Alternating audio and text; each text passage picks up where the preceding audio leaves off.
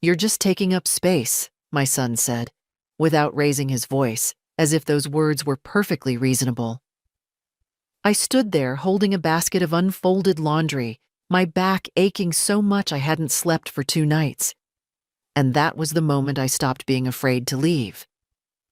He had just come home from work, loosening his tie, still in the hallway, when I said, carefully, almost apologetically, "Daniel, I think I need a break. Just a couple of afternoons a week when I don't have the kids.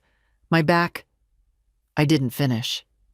He turned, sighed like a man whose coffee had gone cold, and muttered it. "Then you're just taking up space." That sentence didn't land like a slap. It landed like a conclusion. I walked back into the kitchen, sat down at the edge of the chair I'd been wiping crumbs off of for 3 years, and stared at the floor. The kids were still shouting upstairs. The dishwasher beeped. Nothing had changed, except me. 3 years ago, I moved into help for a while when their first child was born. I brought my suitcase and my knitting bag and thought, how lucky I am to be needed. But that evening, I realized I'm not needed. I'm used. "Dinner's late again," Emily called from the living room. I didn't answer. I looked at my hands instead. The skin was thinner, the veins like roads on a worn map. These hands had rocked Daniel to sleep, had cooked his favorite stew when he had the flu, and now they couldn't be trusted to open a jar without flinching. I took out the ibuprofen I kept hidden in my purse, swallowed it dry. Didn't want Emily to see, didn't want to hear the word drama again. "You okay, Mom?" Daniel finally asked, walking into the kitchen, his voice rehearsed. I looked up at him. "I just need a little rest, that's all." He gave a tight smile. "We all do," and left the room. I sat there for a long time after everyone had gone to bed. Just sat, breathing in the smell of detergent and old carpet, and something else. Something heavy, like silence turning into certainty. The plan was never to stay. I remember telling that to myself every morning for the first few weeks. Just until Emily recovers. Just until Daniel settles into fatherhood. Just until the baby sleeps through the night. Then came the second baby. By then, my things had long since disappeared into drawers I didn't choose. My clothes hung behind theirs in the upstairs closet. My pillow was one I'd brought from my old apartment, the only piece left of that life. My books, my favorite tea, even the photo of my late husband remained sealed in boxes in their garage. "We'll make space for them soon," Daniel had said. That was 2.5 years ago. When I first arrived, I had a room. Then Emily's office needed more space, so they moved me downstairs to the den. "Just for now," she said, folding the futon herself. "It's quieter down here anyway." It was also cold in the winter and stuffy in the summer, with no windows and a light that buzzed. I didn't complain. I told myself families make sacrifices. I told myself mothers do what's needed. But slowly, helping became expected. Diapers, laundry, dinner, school pickup, bath time, packing lunches. I had a schedule tighter than I'd ever had while working, except now there was no paycheck, no weekends, no appreciation, just a never-ending loop of being there and being silent. They didn't mean to be cruel, I think. They just stopped seeing me. Emily would pass by and ask, "Did you manage to clean the bathroom today?" Never. "How are you feeling?" Daniel would call from the car. "Mom, we're going to be late. Can you pick up the dry cleaning too?" Never. "Do you want to come with us on Saturday?" And I said yes. Always yes. Even when my back started giving out. Even when I missed my doctor's appointments. Even when I lay in bed some nights and cried without knowing exactly why. I remember one afternoon, this was maybe 6 months ago, I overheard Emily on the phone in the kitchen. "No, we don't pay her. She lives here for free. Honestly, it works for both of us. She needs the company, and we need the help. She needs the company." I sat in the den that night, surrounded by unfolded clothes and puzzle pieces, and thought, is that how they justify it to themselves? That I'm lucky to be near my grandchildren, and that's payment enough? I didn't say anything then. I just folded the shirts and placed them in neat piles, even though my hands were shaking. I started timing my days by the ache in my spine. Morning stiffness meant it was Tuesday, when both kids had early dismissal and the house filled with noise by 2 p.m. The sharp, stabbing pain meant it was Friday, laundry day, when I had to bend over a dozen times to sort and fold. The dull throb that spread down my leg? That was Sunday, the supposed rest day, when Emily hosted brunch for her friends, and I played the silent shadow in the kitchen, pretending not to hear the way they spoke about needy relatives who don't understand boundaries. Nobody ever said those words directly to me, but they didn't need to. It's strange how the mind adapts to daily indignity. I no longer thought of myself as someone with preferences. I simply became part of the machinery of their household, like the coffee maker or the Roomba. I woke early, made breakfast, dressed the children, unloaded the dishwasher, folded laundry, prepared lunch, kept the younger one from drawing on the walls, reheated leftovers for dinner, tidied up after everyone had gone to bed. My name, Miri, became a code word. I'd hear Emily say it on the phone. "Don't worry, Miri will handle it." As if I were a service, not her husband's mother. Daniel never corrected her. He didn't even notice. Once, when the doorbell rang and I was elbow deep in dish soap, Emily turned to me with that patient, clipped tone she reserved for tasks she'd rather not dirty herself with. "Could you get that, Mary? Could you? Not would you? Not please?" I dried my hands and opened the door to find the grocery delivery man holding 5 heavy bags. He gave me a look, tired, apologetic, maybe even pitying, as I reached for the paper bags, trying not to wince. Behind me, Emily's voice floated from the living room. "Just put the perishables in the fridge. The rest can wait." It was always like that. Small requests that stacked up like chairs in an empty hall. But it wasn't just the chores. It was how invisible I'd become in my own narrative. When friends came over, friends from Emily's yoga group or Daniel's work, I was never introduced. I was background. Once someone asked if I was the help. The help, I repeated later that night, sitting on my futon, whispering the words into the dark. I felt more object than woman. Even the children, sweet as they could be, absorbed the tone of the house. My grandson once looked up from his tablet and asked, "Grandma, are you going to live here forever?" The way he said it, wide-eyed and curious, wasn't cruel, but the question landed anyway. I didn't know how to answer. Then came the night that sealed everything. Emily was upstairs yelling about something, missing socks, I think. Daniel was on the phone in the kitchen, talking too loudly, like he always did when trying to sound more important than he felt.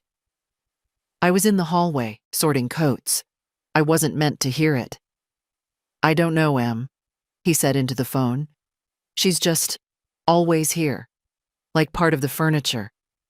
Honestly, if she stopped helping, I don't know what we'd do. But also, sometimes I feel like she's just taking up oxygen." Oxygen. I didn't move.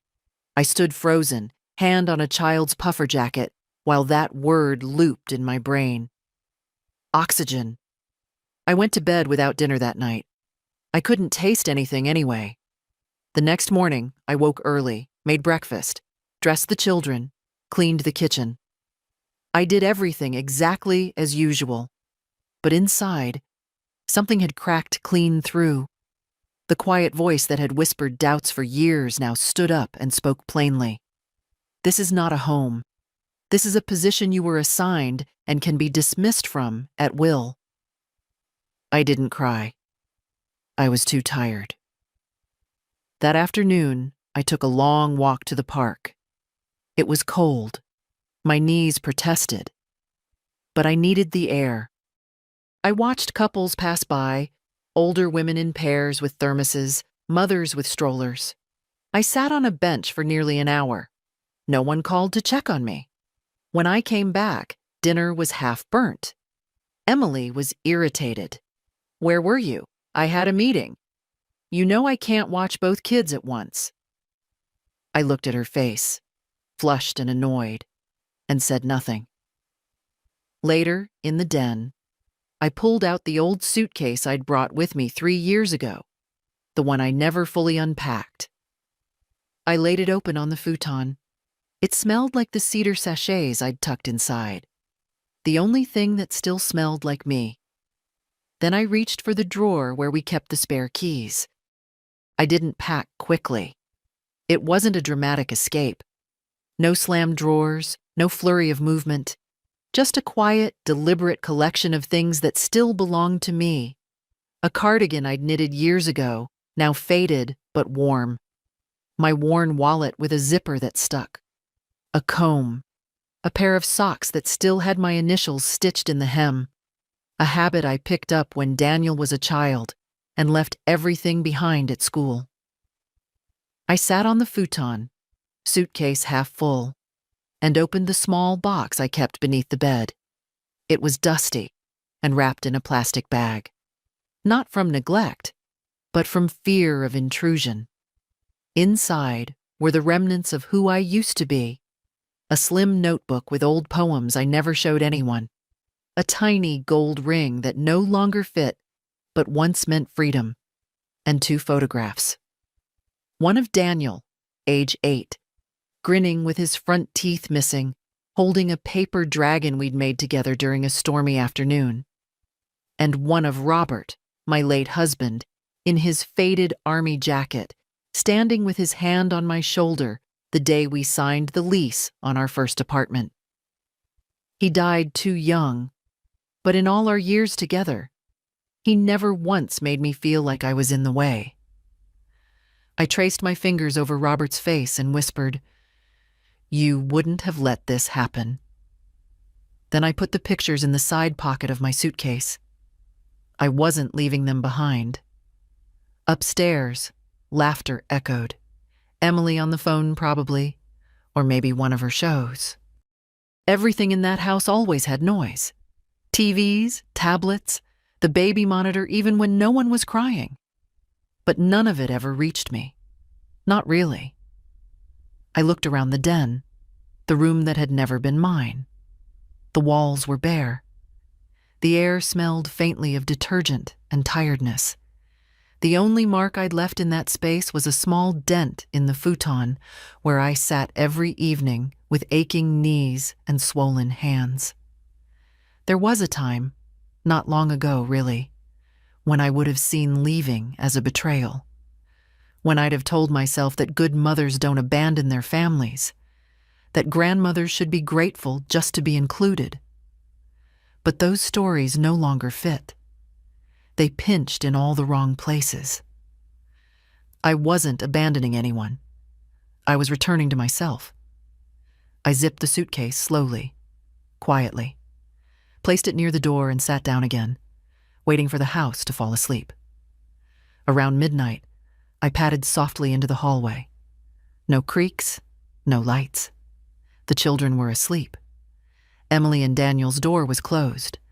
A faint hum of white noise came from the nursery. I opened the cabinet by the kitchen door and reached in. My hand closed around the cold metal of the spare key. It had always hung there, hooked on a red ribbon. Emily used to joke about how she hated the idea of anyone else holding keys to their home. "Except you, of course," she'd said once. "You're part of the house." Not anymore. I slipped the key into my coat pocket. Then I walked back into the den and lay down, fully dressed, staring at the ceiling. I couldn't sleep. Not from guilt. I'd done nothing wrong.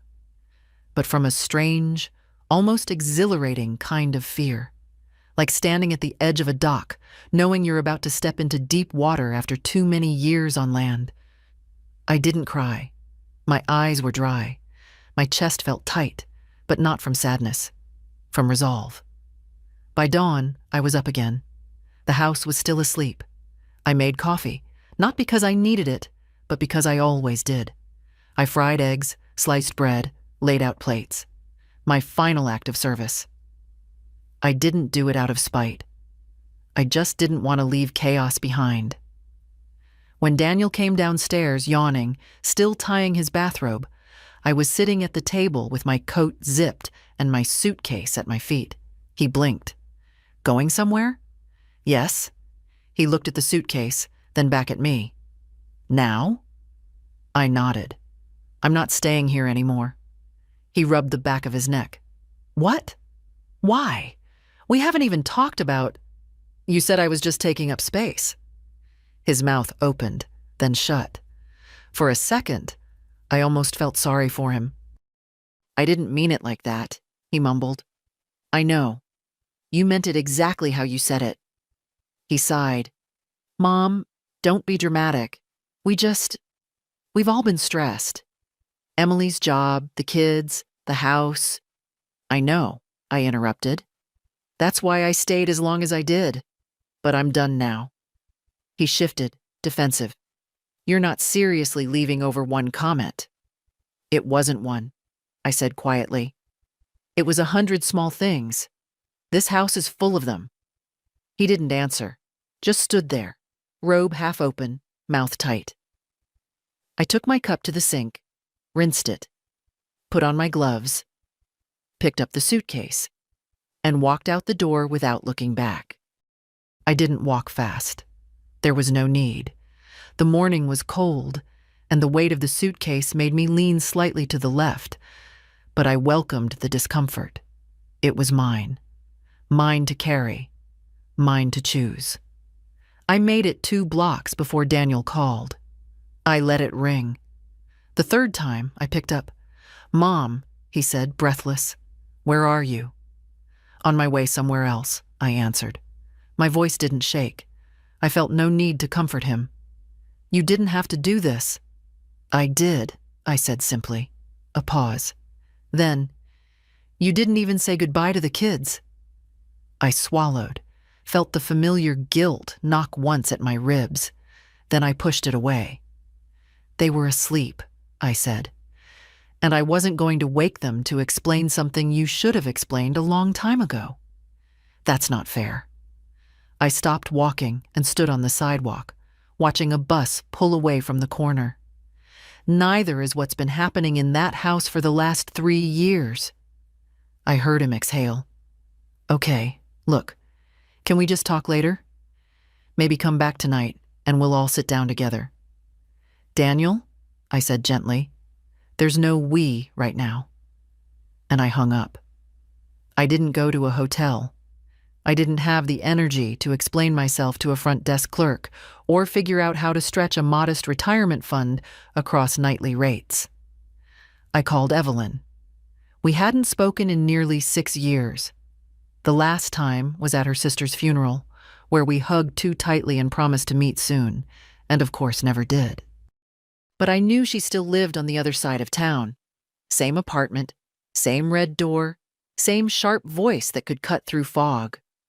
She picked up on the 3rd ring. Miri? Hi, I said. It's me. Miri, she almost shouted. Lord, I thought you'd vanished. Are you all right? I left Daniel's place. A pause. You need a place to land? I closed my eyes. Just for a few nights. Get over here. You want coffee or tea? And that was that. I arrived an hour later. She answered the door in a robe and slippers, hair wrapped in a towel. Same as always.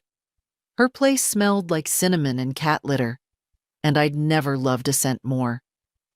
She didn't ask why I left. She didn't need to. Instead, she brought out a blanket, handed me a chipped mug of strong tea, and turned the living room lamp to its lowest setting. Only after I'd finished half the tea and taken off my shoes did she finally speak. "How long?" "3 years," I said. "Every day." She nodded. "Figures." "I thought it would feel like freedom," I said. "But right now it just feels like floating in space." "That's because they convinced you your gravity came from them." I looked at her, surprised. "What?" "You know," she said, shrugging, "that you only mattered because they needed you, not because you are you." I sat with that. She leaned back on the couch. "You know, you can stay longer than a few nights." "I'll find something," I said. "I need to stand on my own, Evelyn." She nodded, understanding in that way only old friends can, without more words. That night I slept on her couch. The cushions were lumpy, and the ticking of her kitchen clock kept me from falling into a deep sleep, but I didn't care. No one expected me to wake up early. No small feet came pounding down the hallway. No demands waited in the dark. I lay in the half-light and stared at the ceiling, listening to the wind brush the windows.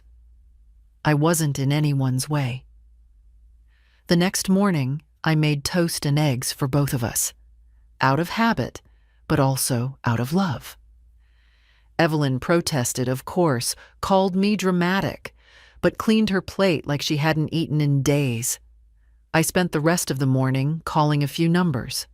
A friend from church gave me the name of a landlord who rented to retirees. A kind man, apparently. Quiet building, reasonable price. I called and left a message. Then I called my doctor and made an appointment for my back. A proper one for myself, not squeezed between errands or missed entirely because someone needed me home. Then I sat down with a pad of paper and made a list. It was short, but it felt enormous. Find housing, retrieve stored items from Daniel's garage, change mailing address, cancel Emily's gym auto renewal from my card, keep the key. The last item surprised me. I didn't mean to write it, but I looked at it and didn't cross it out. That afternoon, my phone buzzed again. This time, it was Emily. I let it go to voicemail. Listened later while sipping tea. Her voice was clipped, tight with control. "Miriam, we need to talk. This isn't how adults handle things. We had an arrangement. Please call back." I didn't. Instead, I turned to Evelyn and asked if we could go for a walk. We strolled slowly, both of us wrapped in scarves and silence, passing familiar streets with unfamiliar peace. She didn't ask what I would do next. She just slipped her arm through mine and said, "About damn time." 2 days passed before Daniel showed up in person. It was late afternoon. Evelyn and I had just returned from the grocery store. We stood in her narrow kitchen, unpacking items onto the counter. She was talking about how avocados had tripled in price when the doorbell rang. I froze. She looked at me. "You expecting someone?" "No," I said, already knowing who it was. I opened the door. Daniel stood there, jacket unzipped, eyes tired, lips pressed in a way that tried to look calm, but didn't quite succeed.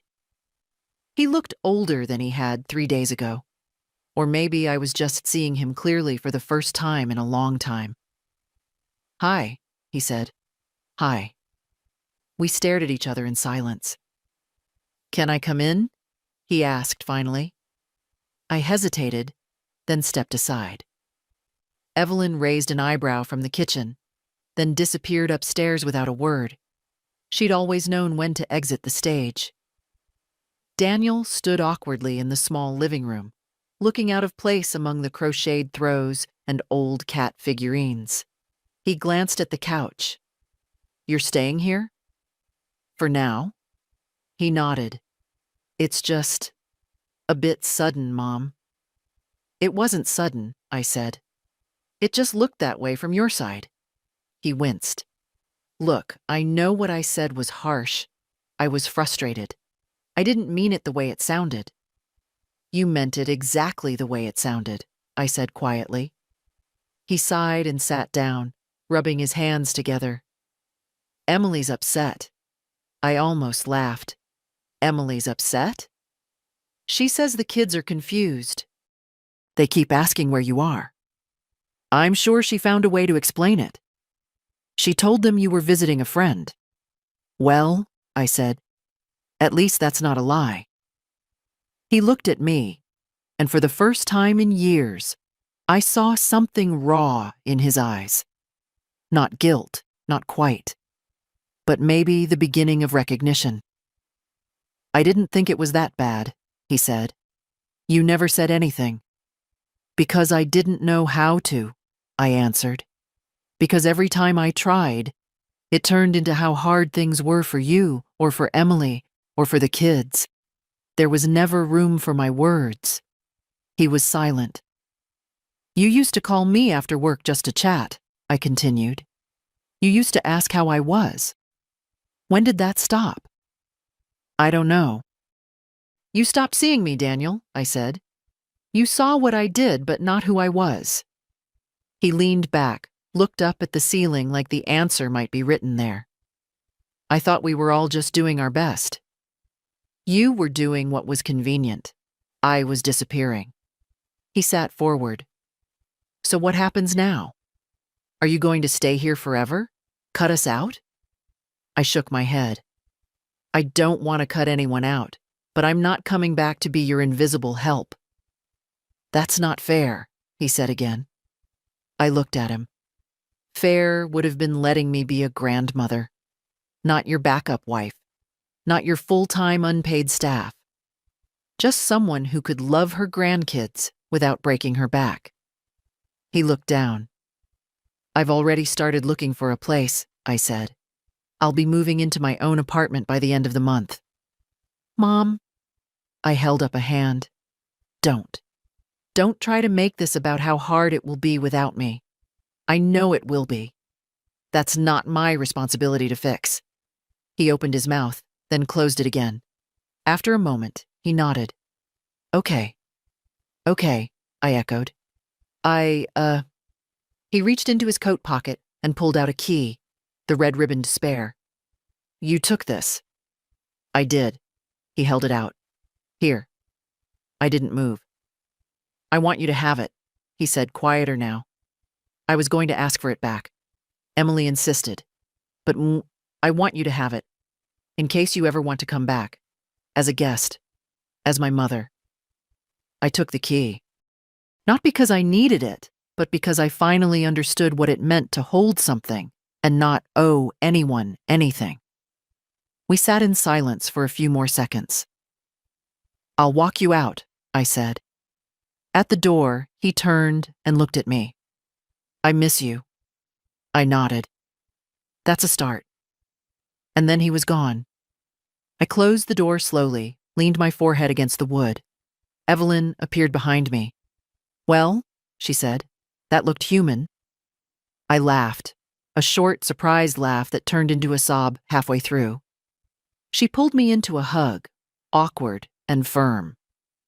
Don't let him off the hook too easy, she said. I won't.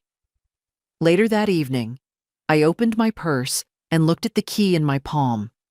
I turned it over once, twice, then placed it in a small ceramic dish on the nightstand.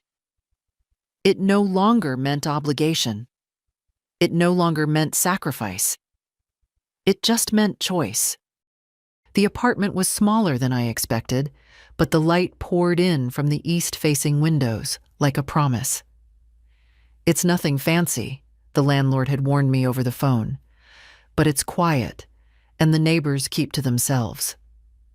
That was all I wanted. The building stood at the end of a cul-de-sac, red brick and plain, with ivy creeping up one side like it had forgotten it was just a place for people to pass through. When I stepped inside for the first time, My fingers brushed the narrow walls of the entryway, and I felt something I hadn't in years. Privacy. No dishes in the sink that weren't mine, no baby monitor ticking, no hurried footsteps overhead, just the steady hum of a radiator and the weight of my own breath. The first night I slept there, I didn't set an alarm. I didn't have to. I woke when the light reached the bed, and not because someone shouted from the hallway or banged a pot. I lay still for a while, listening to the creak of the building, the unfamiliar hush. It was like meeting silence again after a long separation. I didn't unpack much that day. Just the basics.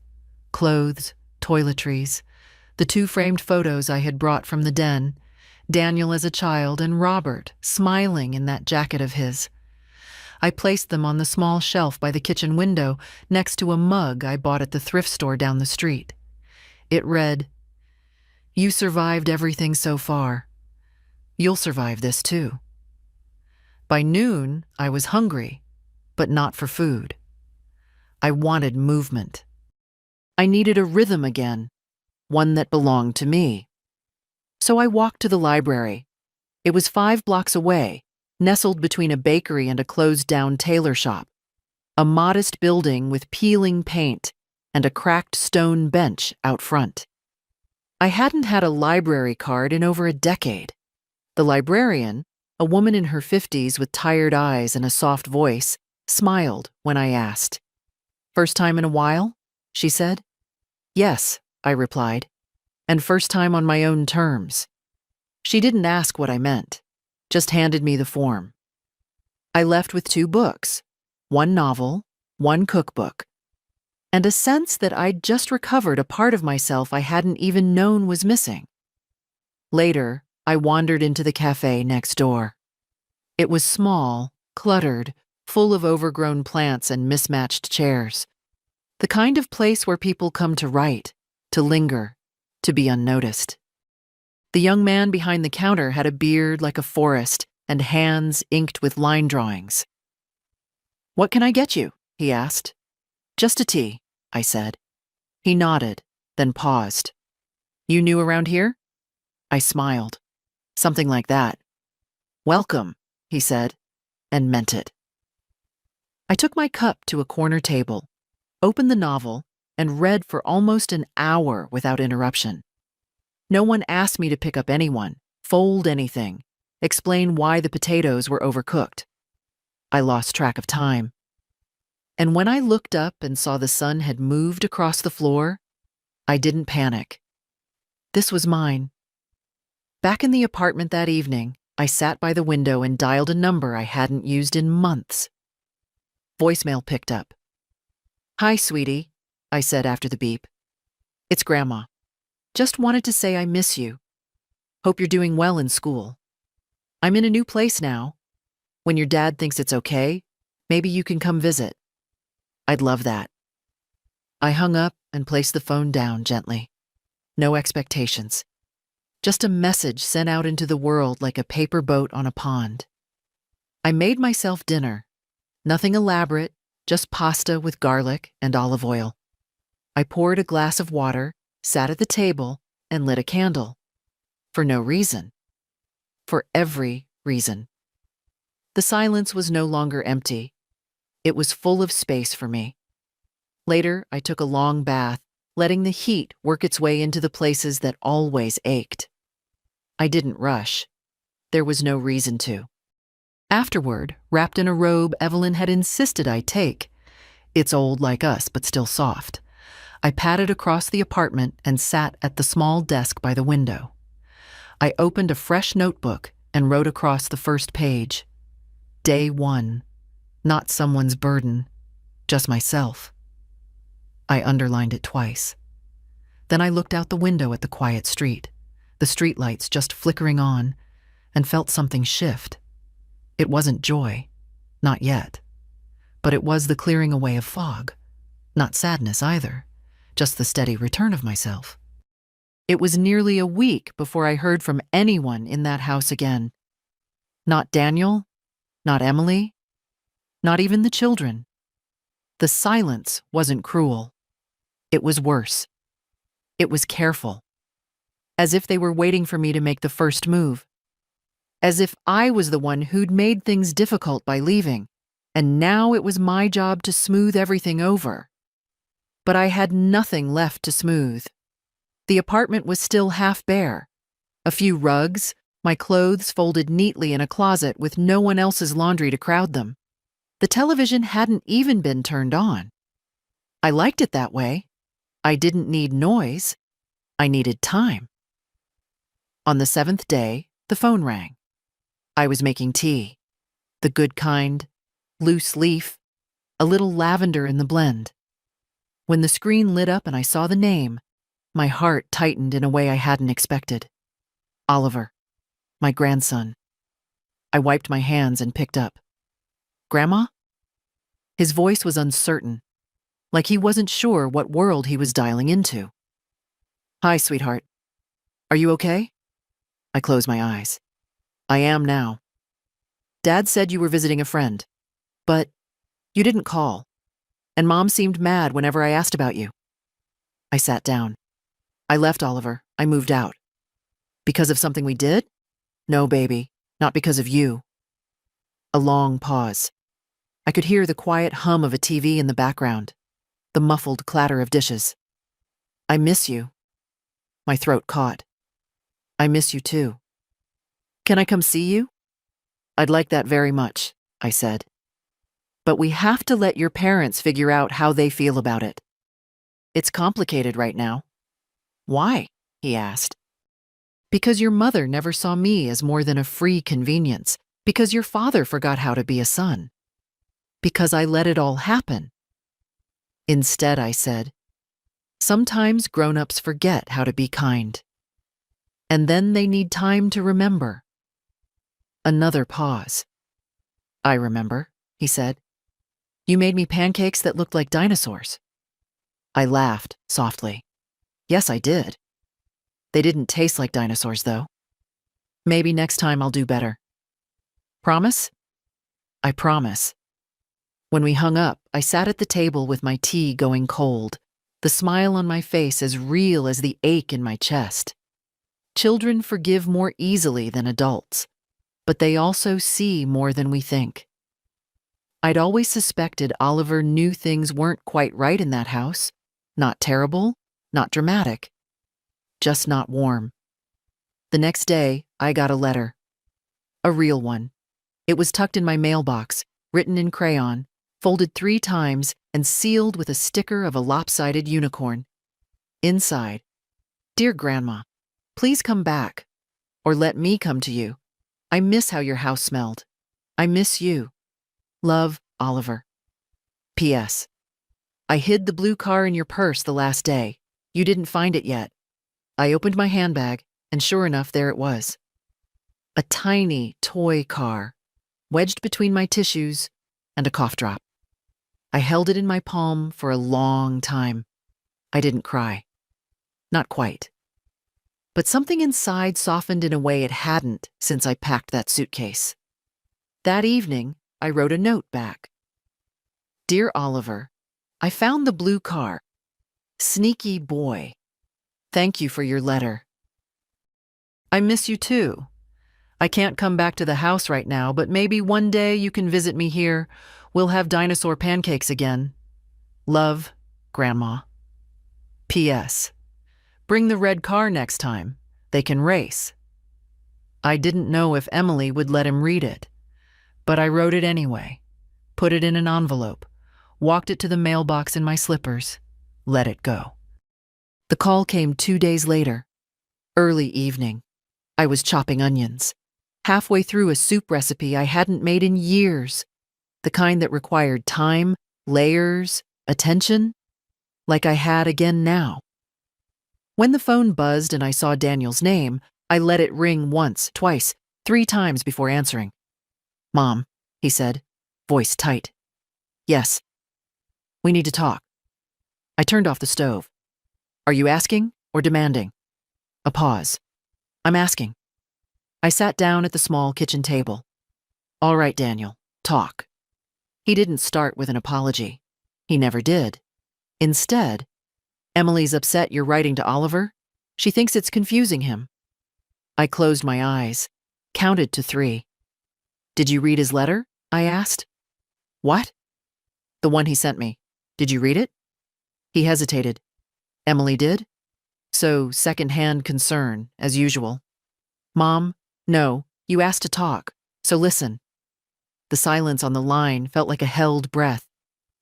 "I didn't leave because of one sentence. Though it was a sharp one," I began. "I left because I'd been disappearing in your house for 3 years. Because my health didn't matter. Because my time wasn't mine. Because kindness was replaced by expectation." I could hear him swallow. "I gave and gave, Daniel. And I would have kept giving if someone, anyone, had once said, 'Mom, are you all right?' Or even, 'Thank you.' But instead, I got schedules and silence. I got told I was just taking up space." His voice was low. "I didn't mean it that way." "Then how did you mean it?" He was quiet. "I did all of it because I love you," I continued. "But love isn't a blank check, and it doesn't mean I stop being a person." Another pause. Then, "We were drowning, Mom. 2 kids, work, life. You were the only thing holding it all together. And not one of you noticed I was sinking too." He sighed. "So what now? You cut us off?" "No," I said calmly. "I just stopped volunteering to be erased.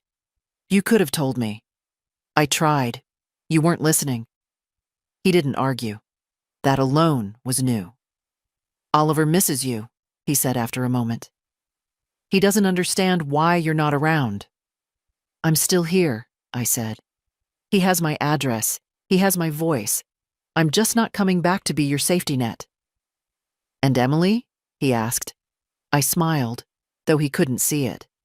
"That's your marriage to figure out. She wants things the way they were." "I know," I said, "but I don't." Silence again. A different kind. The kind that comes when someone realizes they're not going to win the argument, because it was never an argument to begin with. It was truth. "I don't know how to fix this," he said quietly. "I'm not asking you to," I replied. "I'm just asking you not to make it harder." He let out a slow breath. Okay, I echoed. "I'll talk to Emily," he said. "About Oliver, the letters, the visits." "I hope you do." I was about to end the call when he added, "You sound different. I feel different." He didn't ask what that meant. I don't think he wanted to know. When I hung up, the kitchen felt warmer. The soup simmered gently. I stirred it slowly, the scent of garlic and thyme rising with the steam. No one else was coming home to eat it, but that was fine. I was still worth feeding. That night, I sat at my desk and wrote another note to Oliver. Not because I owed him an explanation, but because he deserved a voice that wasn't filtered through tension. Dear Oliver, grown-ups sometimes forget how to say sorry. But I want you to know, you didn't do anything wrong. I'm in a new place now, and I'm okay.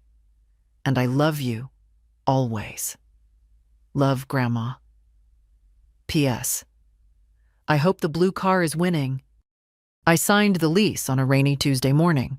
The landlord, Mr. Keene, was a small, soft-spoken man with fingers stained from newspaper ink. He offered me a handshake and said, "Welcome home?" And I nearly cried in the hallway. The apartment was modest. 2 rooms, a kitchenette, a window that looked out onto a small courtyard with a stubborn tree that had grown sideways before pushing up into the sky. The walls needed paint, the closet door stuck a little, and the shower took 10 minutes to warm. But it was mine. I paid the deposit with a check in my own name. I filled out the forms myself. No one hovered over my shoulder. No one questioned my decision. No one called to ask why I didn't choose something closer or cheaper or temporary. And as I stepped inside, holding the small box Evelyn had insisted I take for good luck, I realized something simple and staggering. I hadn't made a decision for myself in years. Not really. Everything had been for someone else. Moving in with Daniel, changing doctors to fit around school pickup, canceling travel plans because the baby had colic. I had been accommodating, always, endlessly accommodating. Now I had a front door with a lock I controlled, a key I didn't have to return to anyone, a calendar with only my appointments on it. That first afternoon, I hung up curtains I'd found in a clearance bin, yellow, with tiny birds stitched into the hem. I didn't choose them for anyone else's taste. I chose them because they made the light feel warmer. I made tea and drank it standing by the window, watched as the wind shook the branches of that crooked tree, leaves spiraling to the pavement like loose thoughts finally landing. I was still learning how to fill time that wasn't taken from me. Some days I woke up and expected to hear the baby crying. My hand reached for the monitor that was no longer there. Muscle memory, like grief, takes time to fade. But other days, I woke slowly, made eggs, sat on the floor and stretched my legs without interruption, read, walked to the market just to browse, just because I could. I bought a small plant, a succulent, hard to kill, and named her Ruth. She lived on the windowsill beside my notebook. I didn't expect her to thrive, but she did anyway. One afternoon, I stood in the middle of the room and realized I could put the furniture wherever I wanted. I moved the table to the corner, put a chair by the window, rearranged the shelf to fit only what I loved. Not what matched, not what made sense to guests, just what made sense to me. It was a quiet kind of joy. And slowly, without notice, I began to feel like a woman again. Not a utility, not a fixture, not a placeholder. Just a woman with soft socks and a working kettle, and a list of things she wanted to do. One of those things was seeing my doctor, the same woman I used to cancel on 3 appointments in a row because the kids had the flu or Daniel needed the car. She examined my spine, asked questions I hadn't been asked in years, took her time, listened. "You've been pushing too hard," she said gently. "Your back needs rest, support, not more lifting, not more long days standing." "I know," I said, and for once, I did. We made a plan. Exercises, gentle walking, no lifting toddlers, no running after spilled juice. Just care. For me. That night, I took the heating pad out of its box and plugged it in by the chair. Sat with it for 30 minutes, eyes closed, the warmth sinking deep. It felt like an apology I owed myself. Later, I opened the notebook. Wrote, Day 10. My body is not a resource. It's a place I live in. I need to care for it the way I care for others. I underlined that one 3 times. The next morning, I got a call from the library. They were looking for volunteers, older adults, preferably, to help with the children's reading hour. I smiled into the phone. I'd love to, but only on Wednesdays. Choice. Again, not obligation. When I hung up, I put on my shoes, grabbed my coat, and walked into the morning sun. My back still ached. But for the first time in years, it was on my terms. The first time Oliver visited my new apartment, he stood in the hallway for a full minute, just looking around. "This is it?" he asked, eyes wide. "This is it," I smiled. "It's small." "It's enough," I said, and opened the door wide. "Come in." He stepped over the threshold cautiously, like he was entering a place that wasn't just new, but sacred. His backpack bounced on his back, full of books and a Tupperware Emily had insisted he bring.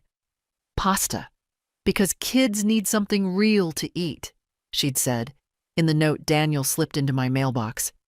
It was her way of reminding me who still held the reins. But not today. Today was mine. Oliver dropped his backpack on the couch and turned in a circle. Where's the TV? I don't have one. No TV? Nope. He blinked. So what do we do? I walked to the kitchen, pulled a tray from the counter. On it, a stack of old board games, 2 paper cups, a bowl of popcorn, and a tiny toy car with a note taped to the hood. Let's race again. Love, Grandma. His face lit up. We played for 2 hours. Connect 4. Then cards. Then we tried to make a paper airplane that could circle the whole room, but it kept crashing into Ruth the plant, who took it well. He asked questions. Why did you leave? I didn't lie. Because I was tired, my back hurt, and no one was listening to me. He frowned. I didn't know. You weren't supposed to fix it, I said, reaching across the table to touch his hand. You're a child. That's not your job. He nodded slowly. But I missed you. A lot. I missed you too. We didn't linger there. Children know when the air gets too heavy. He moved on to a new question. Can I come next week too? If your parents say yes. What if they don't? Then we'll figure it out another way. Later, we baked cookies. I let him crack the egg, and half the shell ended up in the bowl. We laughed so hard, I nearly forgot I used to live in silence. When the cookies were in the oven, he wandered over to the bookshelf and pulled down a photo frame. That's Grandpa? Yes, I said, surprised by how steady my voice was. His name was Robert. He looks kind. He was. Oliver stared at the picture a long moment. Did he ever live here? No, I said. He died before I moved here, but I think he would have liked this place. Why? Because it's quiet. And it's mine. When Daniel came to pick him up, he didn't come to the door. He waited in the car. I watched from the window as Oliver waved and ran down the steps, backpack swinging, cookie crumbs still on his cheek. Daniel looked up once. Our eyes met. He gave a small nod. I gave nothing back. Not yet. That evening, I cleared the table, washed the dishes, and sat by the window. Outside, the streetlights flickered on, and the tree in the courtyard swayed gently. No voices, no demands, just the echo of a child's laughter and the faint scent of vanilla. I opened my notebook. Day 11. A visit is not a transaction. It's a gift. I don't have to earn it. I just have to show up. Then I lit a candle. Not because it was special, but because it was enough. Because I was enough. They didn't call ahead. Didn't ask if I was free. One knock at the door, firm, fast, unmistakable, and there they were. Daniel in a wool coat he hadn't buttoned. Emily beside him, arms crossed, holding her purse like a shield. They both looked like people who had practiced their lines on the drive over. I didn't move to invite them in. Hi, Daniel said. Emily nodded once, eyes scanning the hallway behind me, as if waiting to catch some failure. A mess, an open bill, a reason to reassert control. Can we come in? He asked. I stepped aside without a word. They walked in, looked around, said nothing. I had nothing to hide. The place was clean. The kettle was still warm. There was a book on the chair and a folded blanket by the window. They sat down stiffly, close together, like passengers on the same late train, but not speaking to each other. Emily went first. We wanted to talk to you in person. I nodded. She glanced at Daniel, then back at me. It's been complicated. For all of us. Another nod. We feel like you made a very sudden decision, she said, voice tight. And it put us in a difficult spot. There it was. I didn't make it suddenly, I replied. I made it quietly, over a long time. Daniel looked up. Mom, she's not saying you didn't have the right. Just that maybe we could have handled things differently if we'd known how serious it was. I took a breath. You knew. He opened his mouth, closed it again. Emily shifted. We didn't expect you to. Leave, I finished for her. No, I know. I wasn't supposed to. I was supposed to stay, endure, be convenient.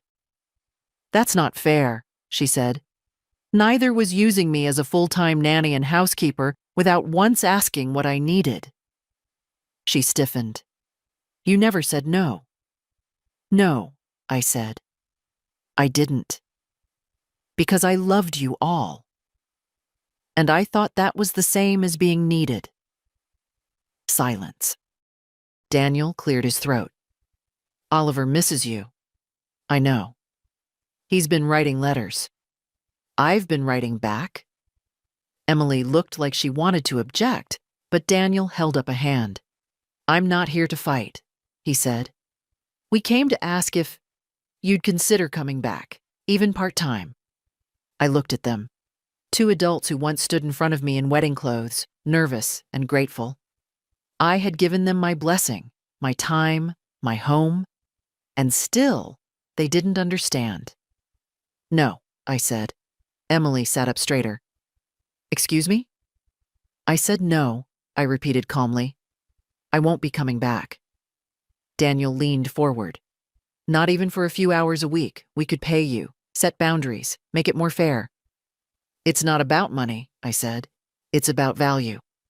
We're offering respect, Emily said quickly. I smiled, slow and sad.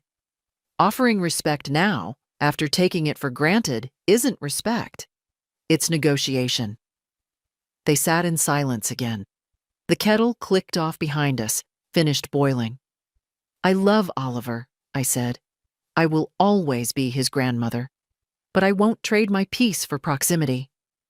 Daniel swallowed hard. So that's it? I stood up. That's it. Emily rose too, her purse clutched tighter. You don't have to be cruel. I'm not, I said. I'm just no longer willing to be erased. They moved toward the door. Before they stepped out, Daniel turned. His voice was softer. If he asks again, about visiting, let him come. He nodded. Emily didn't speak. They left. I closed the door behind them, locked it, leaned against the wood, and breathed. Not triumph, not relief, just clarity. That night, I poured the hot water, watched the steam rise, and thought about how many times I'd said yes when I wanted to say no. How many times I'd said, it's fine, when it wasn't. No more. I opened my notebook. Day 12. Saying no isn't selfish. It's sacred. Then I turned off the lights, left the candle burning, and let the silence have me. Oliver started coming every other Saturday. Daniel would drop him off without stepping inside. He'd park across the street, wait in the car, engine running, a hand resting on the steering wheel like he might need to flee at any moment. I didn't wave. He didn't either. It was a quiet exchange. A child passed from habit into love. Oliver never asked about the silence between his parents and me. Children sense where not to press. Instead, he'd run up the steps, backpack bouncing, cheeks pink with wind, arms outstretched like I was the only solid thing he trusted. He always brought something. A toy, a drawing. Once, a rock he claimed looked like a turtle if you squinted. I kept it anyway. It sits on the shelf beside Ruth, next to the framed photo of Robert, as if it's always belonged there. We didn't make plans. We just lived into the day. Pancakes sometimes. A walk if the weather allowed. Stories, mine, his, ones we made up. He asked more about Grandpa, about when his dad was little, about what I did before I lived in that basement room. That's what he called it now. The basement room. I told him about books I used to love, about the library job I'd almost taken after high school, but didn't, because Daniel came along, and life took its detour. I didn't say it with bitterness, just with truth. Truth held gently. He told me about school, how math was boring and his friend Lucas sometimes lied about things just to make people laugh. How Emily cried in the car one day and thought he didn't notice. How Daniel stayed up late, staring at his phone like it might hand him a better version of life. I listened, not to fix, just to hear. And when it was time to go, he always hugged me twice. Once at the door and once at the bottom of the stairs, like he didn't want to let the day end completely. I started keeping a drawer for him, just a few things, a puzzle, some crayons, socks he always forgot. I never called it his room, but he understood. It was space carved out just for him, space freely given, not taken. Other things changed too. Evelyn started stopping by more often, always with something in hand, cookies, a newspaper clipping, once a terrible ceramic bird she found at a garage sale. "It's hideous," she declared, "and you deserve it." I put it by the window. It makes me laugh every morning. The library offered me a small part-time position, just helping with reading groups and shelving. I said yes, not because I needed to stay busy, but because I wanted to feel useful on my own terms. Some afternoons, I walked to the cafe, the one with the wild plants and chipped mugs. The barista knows my order now. Miriam's blend, he calls it. Black tea with a splash of milk and a pinch of cinnamon. I don't correct him. Let him think it's something special. And it is. One evening, just before closing, I sat there alone with my tea and my notebook. The lights were dimmed, music low, the kind that sounds like old roads and open skies. I wrote, Day 13. I was never meant to live only in service. My hands know how to hold more than responsibility. I paused, tapped my pen, then added, and my voice still knows how to speak without permission. It wasn't anger I felt. It was something quieter, steadier. A return. Outside, the streetlights blinked on.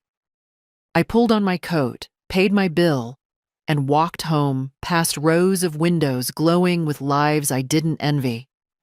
I didn't want their noise, their clutter, their tangled expectations. I wanted my cup of tea, my drawer of crayons, my crooked plant, my sacred, unbothered peace. And I had it. It was a quiet Sunday morning when the letter arrived. No return address, just my name in tight, elegant script. The kind taught in Catholic school, or by grandmothers with high standards. I turned it over in my hands, sensing it wasn't from Oliver. His handwriting still danced unevenly across the page, full of extra loops and crooked lines. I opened it slowly. Inside, just one page. A folded sheet of stationery that smelled faintly of soap and something floral. Miriam, I'm not good at saying things out loud. I think you've always known that. You leaving changed things, more than you realize. I told myself for years that I was doing everything right. Work, kids, marriage, and that the rest would sort itself out. I didn't see how much I was asking you to disappear. I'm sorry. Not just for what I said that night. For all the small ways I stopped being your son and started treating you like a safety net. I don't know if you'll ever forgive me. I don't even know if I deserve that. But I want Oliver to grow up knowing how to treat people with care. I want him to remember that when someone walks away, you don't wait for them to fix it. You go to them. So this is me, coming to you. If you ever feel ready, I'd like to come by. Not to ask for anything, just to visit, just to sit. Maybe we could have tea. Love, Daniel. I folded the letter and placed it on the table. sat down, let the silence grow around me. There was no anger in me, not anymore. Just a strange softness, like something bruised had finally been left alone long enough to heal. I didn't rush to respond. I went about my day. I watered Ruth. I swept the floor. I made a small soup and added too much thyme, then laughed at myself. The kind of laugh that comes when you realize you're allowed to make small, harmless mistakes. Because no one's watching, and no one needs it perfect. Later that afternoon, I pulled out a sheet of paper and began to write. Daniel, thank you for your letter. It mattered. I'm not ready for a visit yet, but I'm not closed to the idea. I need time to keep being who I've become without slipping back into who I was in your house. I think you understand that now. You're right about Oliver. He needs to learn care, and that starts with how he sees us treat each other. So, maybe someday, yes, we'll have tea. For now, I'm here, and I'm okay. Love, Mom. I sealed the envelope, wrote his name, and walked it to the postbox. The air was crisp.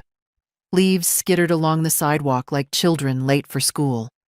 No fanfare, no announcement. Just one letter among many, but different. That night, I sat at my window with my usual tea and wrote in my notebook. Day 14. Healing isn't loud. Sometimes it arrives folded in an envelope, saying just enough. I looked at the letter on the table one more time before turning off the light. And I smiled. Not because it was fixed, but because something finally had the room to begin. The key still sits in the ceramic dish by the door. Not because I intend to use it, not because I'm waiting for an invitation, but because it reminds me of something I had forgotten. I have always held the power to leave. I just didn't believe I was allowed. Now I know better. My days are quiet, steady. I wake without dread. I move through the rooms of my little apartment with purpose, not urgency. The walls are lined with things I chose, not things I inherited, not things given with strings, not clutter meant to prove worth. Just what I love. Ruth, the plant, keeps growing sideways toward the window. I've stopped trying to straighten her. Some things bloom best when left to lean. Oliver still visits. We've started writing stories together. Short tales about dragons who refuse to guard treasure and instead become bakers, or owls who open libraries in trees. He always asks if the characters can be a little bit weird. I always say yes. He never calls this place your apartment. He calls it your house. There's a difference. Last week, I stood in front of the mirror and really looked. The creases around my mouth, the soft line of my jaw, the shoulders that once carried a household now only carry a coat. I didn't frown. I didn't lift my chin to fix the angle. I just looked and whispered, "You made it." I started going to a chair yoga class at the rec center. Evelyn came with me once, laughed so hard when she fell sideways that the instructor had to stop the session. We still quote her fall, like it's a great tragedy. "Tell my cats I loved them," she says dramatically, falling onto the couch. She brought over a second bird statue last week. "This one's worse," she grinned. "I keep them both." Sometimes Daniel texts, nothing urgent, just, "Oliver lost his red car? Did he leave it with you?" Or, "I remembered that pie you used to make. Miss it?" He never pushes, never assumes. We're learning each other again, slowly, cautiously, without shame. And Emily, well, some people grow, some people learn, and some people just step back and let the rest of us do what we must. That's enough for now. I've been thinking about how many women like me are out there. Quiet, hurting, helping, hoping someone notices. I want to tell them, you are not just background. You are not just a solution. You are not too old, too late, or too tired. You have the right to rest, to speak, to leave. And you have the right to stay, but only if it feeds you, too. I light a candle most nights, even when I'm alone, especially when I'm alone. It's not for ambiance. It's a declaration. I'm still here. I'm still me. And if you're reading this, and something in it sounds like your own quiet thought, your own echo, your own unlived sentence, let this be your sign. You can go. You can start. And you do not need permission. If this story spoke to you, share it. Leave a comment. Let someone else feel seen. There are more of us than you think, and we're not invisible anymore.